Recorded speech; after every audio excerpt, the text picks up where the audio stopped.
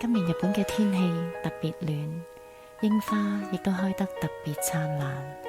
我記得你講過，櫻花瓣飄落嘅速度係每秒鐘5厘米。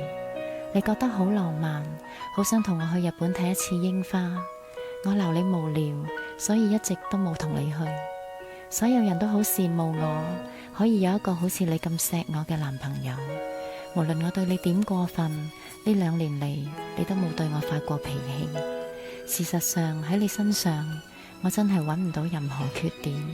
我之所以對你咁差，其實係想你離開我，減低我嘅內疚。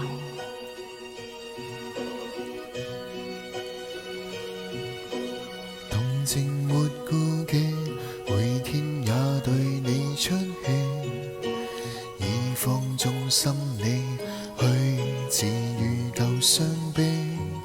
我喜歡上路應你，不管你力竭筋疲，常相約又失約，慣了對你不起。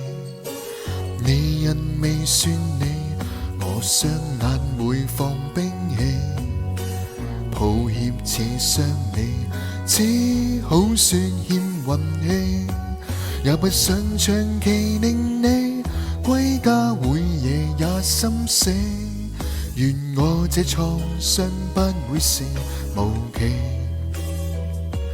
待你差，願意只想你怕，讓我准許你吻下，當閉起眼，在漆黑有他，如徹底的軟化，被你的真愛攻下，他在找我，如何補償代價？有日放工同朋友去飲嘢，你打嚟話等我返嚟，提前同我慶祝拍拖2週年紀念。我聽完只係講咗句得啦，就收咗線。嗰晚返到屋企，餐台上面除咗2碟凍晒嘅牛扒之外，仲有一個藍色嘅禮物盒，裏面有個指南針、鎖匙扣同埋一封信。待你差，願意只想你怕，讓我准許你吻下，當閉起眼，在漆黑有他，如徹底的軟化，被你的真愛攻下，他在找我，如何補償代價？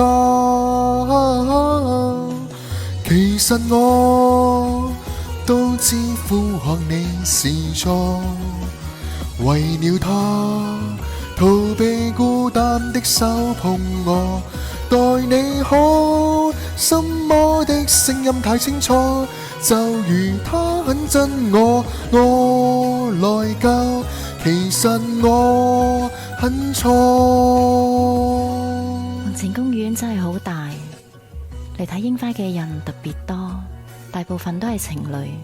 我望住公園兩旁嘅櫻花樹，一直咁行，可能睇得太投入嘅關係，幾易唔小心蕩失咗路。於是我諗起你送俾我嘅指南針、鎖匙扣同埋嗰封信嘅內容。對唔住，我真係等唔到你返嚟。同你一齊2年，我俾唔到咩快樂你，只係不斷增加你嘅內疚，所以我選擇咗離開。當我唔喺你身邊嘅時候，萬一你蕩失路，都希望呢個指南針可以幫你揾翻你想要嘅人。